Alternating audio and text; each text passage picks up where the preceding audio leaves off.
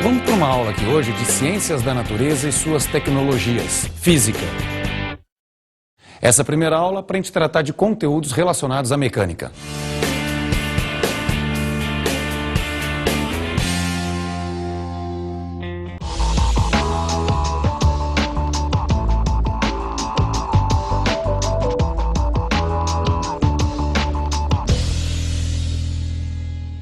Questão 1 diz o seguinte: as empresas concessionárias de energia elétrica espalhadas em todo o país enviam mensalmente para seus clientes as popularmente conhecidas contas de luz. A figura a seguir mostra uma parte de uma fatura desse tipo. Dá uma olhada nessa figura que representa uma conta de luz, chamada conta de energia. Ela tem diversas informações, só que na verdade o que interessa para o consumidor é aquilo lá, o consumo médio em quilowatt-hora. A propósito, vamos fazer uma transformação de unidades. Quilowatt-hora é unidade de energia, mas no sistema usual. Joule também é unidade de energia, mas no sistema internacional. Então a transformação fica a seguinte: 1 kWh, o número 1 você mantém, o quilo significa 1000, watt mantém. Hora corresponde a 3.600 segundos. Então, realizando esse cálculo, fica lá, 1 kWh igual a 3.600.000 joules. Bom, pensando nessa relação e que 1 kWh corresponde a 3.600.000 joules, imagina só o consumo, no caso dessa conta que foi apresentada, são 183 kWh. Se for transformar isso aí para joule, você vai ficar com um número gigantesco em joules. Então, nas chamadas contas de luz, a gente acaba expressando o consumo em quilowatt-hora para não ficar muito complicado o número, ou seja, para que a interpretação dessas faturas não seja praticamente impossível. Bom, voltando então ao texto da questão. Entre as alternativas, qual apresenta o melhor motivo de não ser utilizada a unidade do sistema internacional para o consumo médio de energia elétrica desse cliente? A. Se fosse utilizada a unidade do sistema internacional, o consumo de energia elétrica ficaria representado por números muito pequenos. Isso daria aos clientes uma sensação de estarem utilizando pouca energia elétrica, provocando um aumento no consumo. B. Se fosse utilizada a unidade do sistema internacional, o consumo de energia elétrica ficaria representado por números fracionários. Isso faria com que os valores cobrados pelas concessionárias acabassem tendo sempre uma parte representada em centavos de real, tornando os pagamentos mais complicados. C. Se fosse utilizada a unidade do sistema internacional, o consumo de energia elétrica ficaria representado por números negativos. Isso geraria prejuízos à concessionária no momento da cobrança. D. Se fosse utilizada a unidade do sistema internacional, o consumo de energia elétrica ficaria representado por números que não corresponderiam à realidade. Isso aconteceria pois a unidade de energia no sistema internacional não é válida para ser usada com energia elétrica. E, se fosse utilizada a unidade do sistema internacional, o consumo de energia elétrica ficaria representado por números bastante grandes. Isso tornaria sua interpretação complicada. Bom, como foi visto, então, 1 kWh corresponde a 3.600.000 joules. Então, se você pegar uma conta de luz e tentar expressar o consumo médio em joule, você fica com um número muito grande, o que dificulta a interpretação e não é legal para o consumidor. Então, como a gente pode ver, a alternativa correta é a alternativa E. Vamos à nossa próxima questão. Questão 2. Na figura a seguir, em que uma trajetória orientada é mostrada como exemplo, temos dois corpos com velocidades escalares V1 e V2 de diferentes valores e sinais. Dá uma olhada nesse desenho aí. Repare que ele tem uma orientação para a direita. Isso significa dizer que velocidades para a direita são positivas, velocidades para a esquerda são negativas. O corpo número 1 tem uma velocidade que é menos 2 metros por segundo. O corpo 2 tem uma velocidade que é 5 metros por segundo. Então o sinal indica para onde o corpo vai. Voltando à questão. Definindo-se rapidez como módulo da velocidade escalar de um corpo, podemos afirmar que: alternativa A, dois corpos que têm a mesma rapidez se movimentam com a mesma velocidade escalar. B, velocidade escalar é conceitualmente igual a rapidez. C, entre dois corpos, o que tem maior rapidez é o que possui velocidade escalar maior. D, o chamado velocímetro, aparelho encontrado no painel de carros, é um instrumento que mede rapidez e não velocidade escalar como poderia se supor. E, se a velocidade escalar de um móvel aumenta, isso significa que ele está se movimentando cada vez mais rápido. Imagina um carro que está se movimentando na mão correta de uma rua a 60 km por hora. Você olha lá no velocímetro, vai estar escrito 60 km por hora. Agora imagine que um motorista imprudente coloque esse carro na contramão da rua. Mas se você olhar para o velocímetro, não vai marcar menos 60 km por hora. Claro que não. O velocímetro é incapaz de perceber se o carro está se movimentando em um ou outro sentido. Porque o velocímetro ele marca a velocidade, mas sem o sinal dela. Isso tem nome na matemática, hein? Quando você pega um número e não coloca o sinal, você está olhando apenas o módulo. Então o velocímetro ele marca apenas o módulo da velocidade. Ele marca apenas o que a gente chama de rapidez. E é isso que foi dito na alternativa D. Dá uma olhada ali, ó. O chamado velocímetro, aparelho encontrado no painel de carros, é um instrumento que mede rapidez e não velocidade escalar como poderia se supor. Vamos à nossa próxima questão. Questão 3.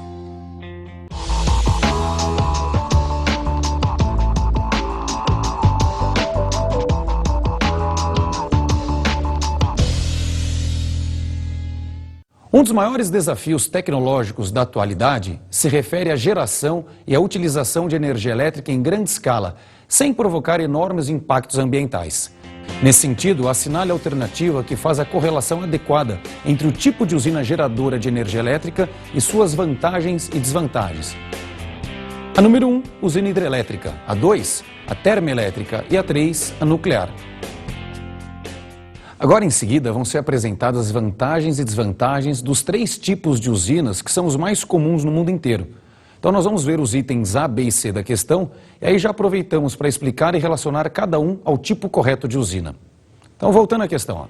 A. Pode ser instalada nas proximidades de grandes centros utilizadores de energia elétrica, mas oferece risco de contaminação ambiental com seus subprodutos, lixo, além de provocar a chamada poluição térmica das águas que utiliza. Isso provoca a redução da quantidade de oxigênio que fica dissolvido nelas. Bom, as usinas nucleares, elas realmente têm uma vantagem, que é o fato de elas poderem ser instaladas próximas aos centros urbanos, que vão ser os centros utilizadores dessa energia. Mas elas utilizam materiais radioativos para aquecimento da água que vaporizada vai movimentar as turbinas. Olha, nesse processo surgem 2 problemas ambientais, 2 desvantagens. O lixo radioativo que é gerado, que é um lixo extremamente poluente, tóxico e perigoso, e a poluição térmica dessa água, que passa a ter menor quantidade de oxigênio dissolvido. B. Trabalha com fonte renovável e limpa de energia, mas tem de ser instalado em locais propícios para a geração de energia elétrica, o que nem sempre é próximo dos grandes centros, além de provocar o alagamento de grandes áreas, impactando a fauna, a flora e a população local. As usinas hidrelétricas, apesar delas usarem a água como fonte limpa e renovável de energia, elas só podem ser instaladas em locais que permitam a formação de uma grande represa. E essa represa ela vai ter que armazenar toda aquela água que vai ser utilizada na movimentação das turbinas. Geralmente isso vai ocorrer em locais distantes dos grandes centros urbanos, causando com isso muitas perdas nas linhas de transmissão de energia. Além disso, as gigantescas áreas de alagamento elas criam desequilíbrios ambientais.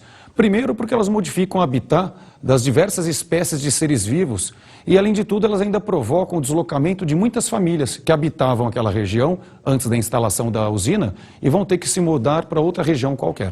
C. Pode ser instalada nas proximidades de grandes centros utilizadores de energia elétrica, mas emite grandes quantidades de gases poluentes, além de também provocar a poluição térmica das águas que são utilizadas para a movimentação das turbinas. As termoelétricas, elas podem ser instaladas, sim, próximas aos grandes centros urbanos.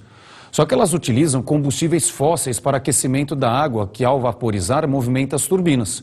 Nesse processo surgem 2 problemas ambientais. Primeiro, a emissão óbvia de gases poluentes.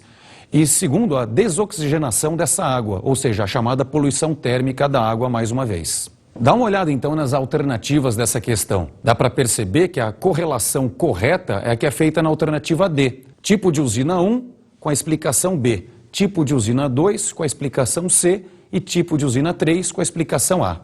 Vamos à próxima questão. Questão 4. Ao longo da história da física, diversas teorias foram criadas com o intuito de descrever fenômenos naturais e prever resultados a respeito deles. Muitas dessas teorias foram tidas como válidas durante séculos ou milênios, até que fossem substituídas por outras melhores, ou seja, mais capazes de explicar aquilo que abordavam. Observe a seguir algumas concepções de alguns cientistas acerca do tema queda livre. A. Aristóteles, 384 a.C., 322 a.C. Se dois corpos de massas diferentes forem abandonados simultaneamente de uma mesma altura, o mais pesado chega antes ao solo. Segundo Aristóteles, corpos mais pesados caem mais rapidamente que corpos mais leves.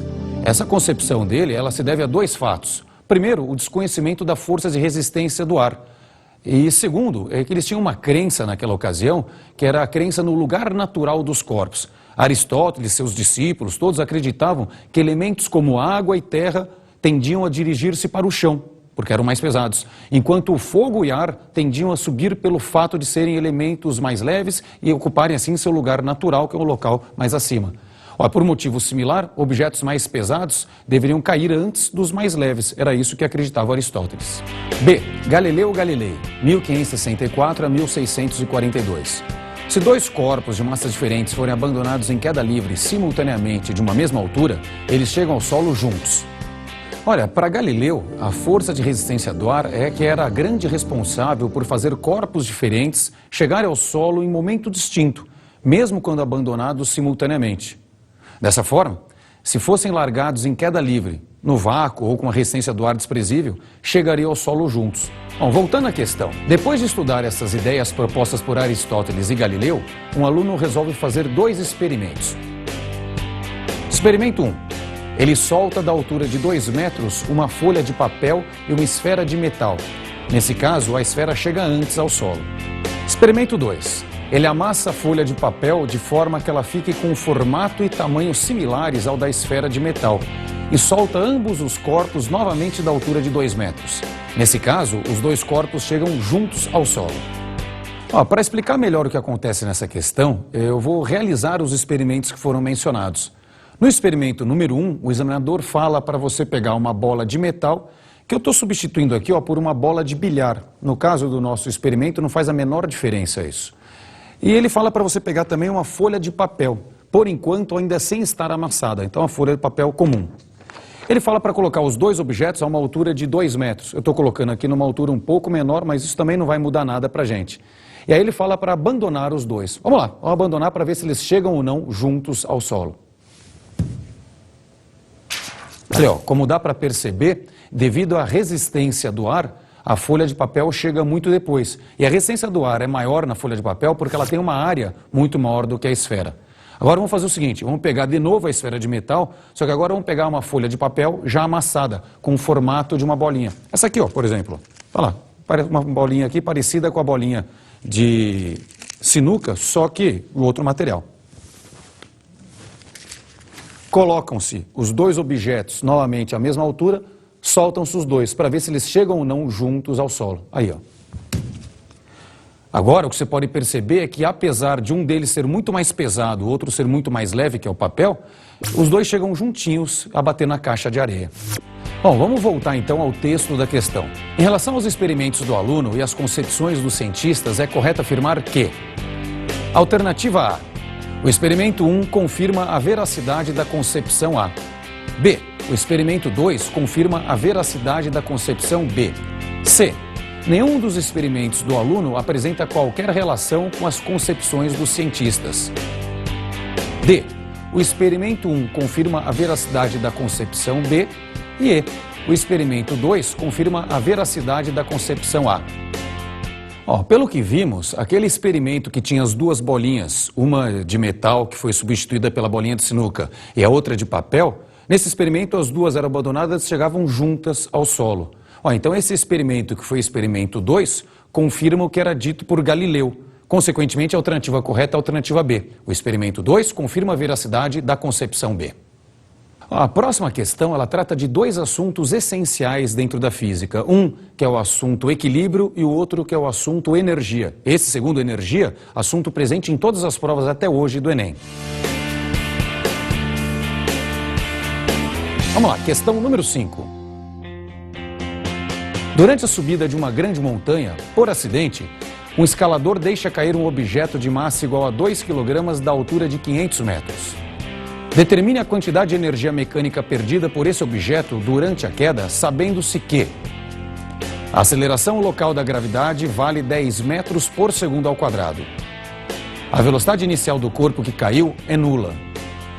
A força de resistência do ar que age sobre o corpo em queda possui intensidade diretamente proporcional ao módulo da velocidade desse corpo.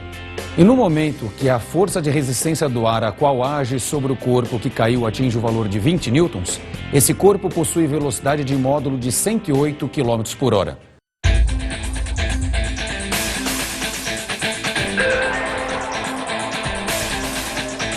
Vamos às alternativas.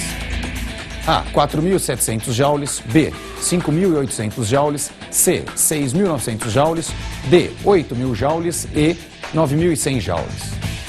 Bom, para resolver o exercício, primeiro a gente precisa lembrar que energia mecânica é a soma da energia cinética com a energia potencial. Então, vamos calcular primeiro a energia mecânica inicial, depois a energia mecânica final, e aí para saber qual foi a energia mecânica perdida, a gente faz a diferença. Vamos lá? Energia mecânica inicial é a soma da energia cinética inicial com a energia potencial inicial. A energia mecânica inicial, então, fica... A energia cinética é zero, porque o corpo estava inicialmente parado. E a energia potencial inicial é mgh.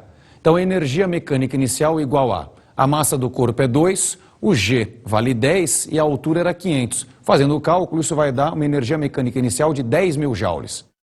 No momento em que a força de resistência do ar que age sobre o objeto atinge o valor de 20 newtons, ela passa a ter um valor igual ao peso do próprio objeto. Se o objeto tem massa de 2 kg, o peso dele também é 20 newtons. A partir desse instante, devido à situação de equilíbrio, o movimento realizado por esse corpo passa a ser do tipo uniforme, ou seja, com velocidade constante, no caso de 108 km por hora ou 30 metros por segundo passando para o sistema internacional. E essa é a velocidade que se mantém até o momento que o corpo chega ao solo. Então vamos fazer o seguinte, vamos calcular agora a energia mecânica final desse objeto. Energia mecânica final é a soma da energia cinética final com a energia potencial final. Então o cálculo fica assim, energia mecânica final igual a... Energia cinética é massa, velocidade ao quadrado e sobre 2. E a energia potencial final é zero, que como o corpo está no solo, a altura é nula. Então a energia mecânica final fica... Massa do corpo é 2, a velocidade dele é 30, entra ao quadrado, tudo isso dividido por 2. Fazendo o cálculo, vai dar uma energia mecânica final de 900 joules. Agora, finalizando, a energia mecânica perdida. Ela é a diferença entre a energia mecânica no início e a energia mecânica no final. Como a energia mecânica inicial é 10.000 joules e a energia mecânica final é 900 joules, fazendo essa diferença, você descobre que a energia mecânica perdida é 9.100 joules. Dessa forma, então, a alternativa correta é a alternativa E, 9.100 joules. A próxima questão é uma questão legal porque ela trata de tecnologia e, além disso, de coisas que a gente visualiza no cotidiano. Vamos lá, questão 6.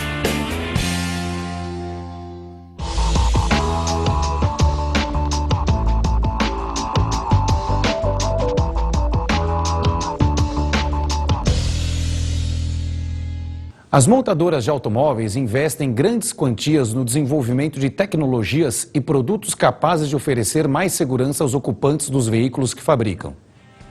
Entre os principais dispositivos com essa função estão o freio ABS e o airbag. A eficácia deles está relacionada aos princípios físicos apresentados em qual das alternativas a seguir? A. O freio ABS impede o travamento das rodas do carro e, com isso, o atrito entre os pneus e o solo tem maior intensidade, pois é do tipo estático e não cinético. O airbag prolonga o contato do passageiro com a superfície em que ele colide e, consequentemente, diminui a intensidade da força de contato, de acordo com o teorema do impulso. B. O freio ABS é capaz de reduzir a velocidade do carro a uma taxa constante, como num movimento uniformemente variado. O airbag tem como função aumentar a área de contato entre o passageiro e uma superfície, diminuindo a pressão sobre ele. C. O freio ABS reduz a inércia do automóvel, retardando-o mais rapidamente. O airbag proporciona uma colisão perfeitamente elástica entre o passageiro e sua superfície, evitando a perda de energia cinética desse sistema. D. O freio ABS dissipa calor mais facilmente que os freios comuns, sendo mais eficiente. O airbag transforma toda a energia cinética do passageiro em energia potencial elástica e, com isso, promove rápida e confortável desaceleração dele. E. O freio ABS faz o coeficiente de atrito estático entre o pneu e o solo aumentar gradativamente durante uma frenagem, intensificando-a. O airbag impede que o passageiro sofra ação de qualquer tipo de força de contato e, consequentemente, evita que ele fique sujeito a uma resultante de forças muito intensa. A grande diferença para o freio convencional e o freio ABS é que no sistema convencional, se o motorista pisar muito bruscamente no freio, existe o risco das rodas travarem. Fala, mas e daí? É que se a roda trava, o carro começa a escorregar sobre o asfalto. No caso do freio ABS, não. Ele impede completamente a possibilidade de haver o travamento das rodas. Com isso, durante a frenagem, o tipo de atrito entre os pneus e o solo é o atrito do tipo estático. Caso as rodas parassem de girar e apenas escorregassem sobre o asfalto, a força de atrito passaria a ser do tipo cinético. Qual é o problema? É que o coeficiente de atrito estático é sempre maior que o cinético. Então, o não travamento das rodas permite uma frenagem mais rápida e eficiente. Vamos falar um pouquinho do airbag. O airbag ele faz com que o passageiro sofra uma colisão contra uma superfície que se deforma aos poucos. Imagine, sem airbag, o passageiro tem o risco de bater a cabeça contra o vidro. Com airbag não, ele bate o rosto contra uma superfície que é aquela bolsa que surge no momento da colisão. Com isso, o tempo de atuação da força de contato entre o airbag e o corpo do passageiro é um tempo que fica maior. Segundo o teorema do impulso, fica assim, Impulso da força resultante é quantidade de movimento final menos quantidade de movimento inicial. Lembrando, o impulso da força resultante pode ser calculado como força resultante vezes ΔT, igual a quantidade de movimento final menos quantidade de movimento inicial. Se o intervalo de tempo aumenta, nessa equação, a intensidade da força diminui e, consequentemente, o risco de danos à saúde de quem está no veículo diminui também. Com isso, a alternativa correta é A, que diz exatamente isso aqui. O freio ABS impede o travamento das rodas do carro e, com isso, o atrito entre os pneus e o solo tem maior intensidade, pois é do tipo estático e não cinético. O airbag prolonga o contato do passageiro com a superfície em que ele colide e, consequentemente, diminui a intensidade da força de contato de acordo com o teorema do impulso. Agora, na próxima questão, na questão 7, nós vamos falar de um outro assunto envolvendo tecnologia, que são os satélites geoestacionários.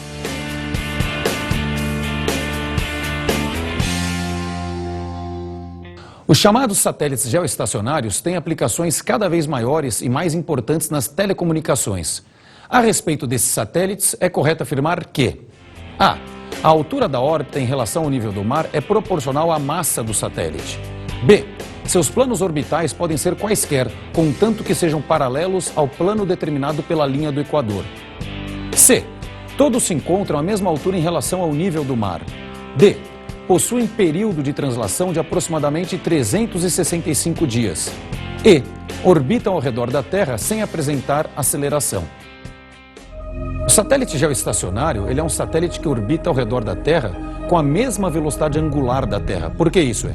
Porque a gente chama de geoestacionário porque se você olhar hoje para cima, você vai enxergar aquele satélite.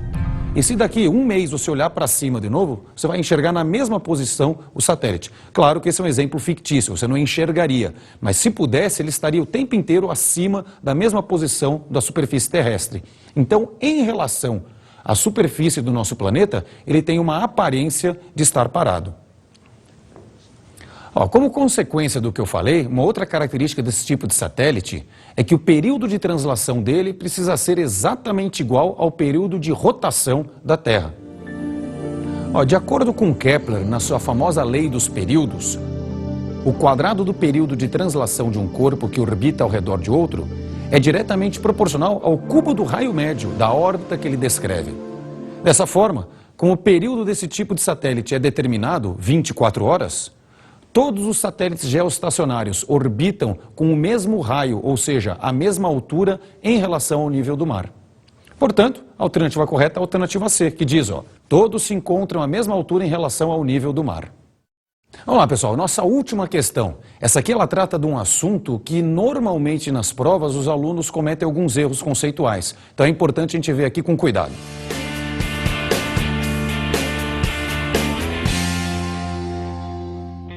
Imagine a seguinte situação.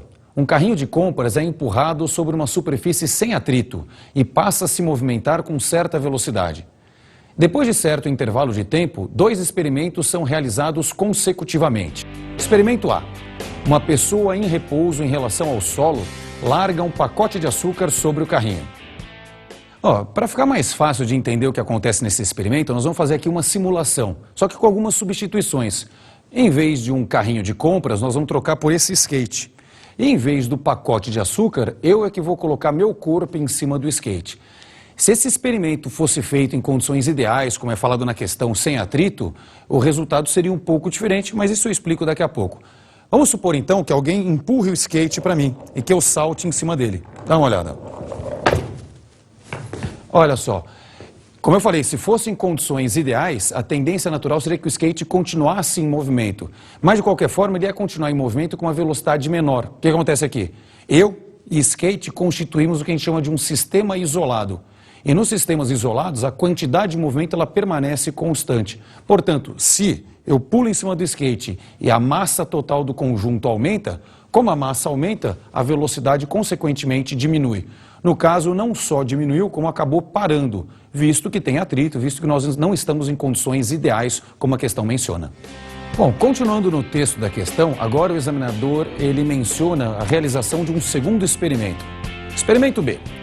A mesma pessoa, ainda em repouso em relação ao solo, retira verticalmente o pacote de açúcar do carrinho. Bom, vamos ver como é que isso aí então acontece na prática.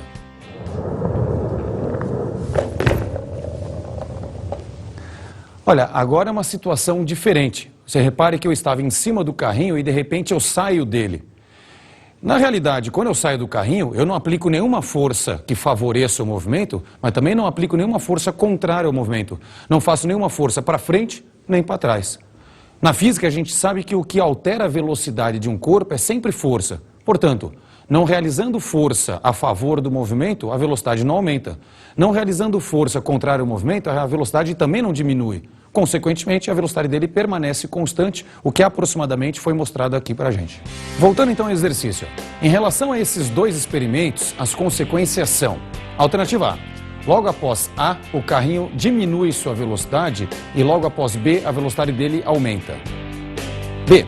Logo após A, o carrinho não altera sua velocidade e logo após B, a velocidade dele aumenta. C.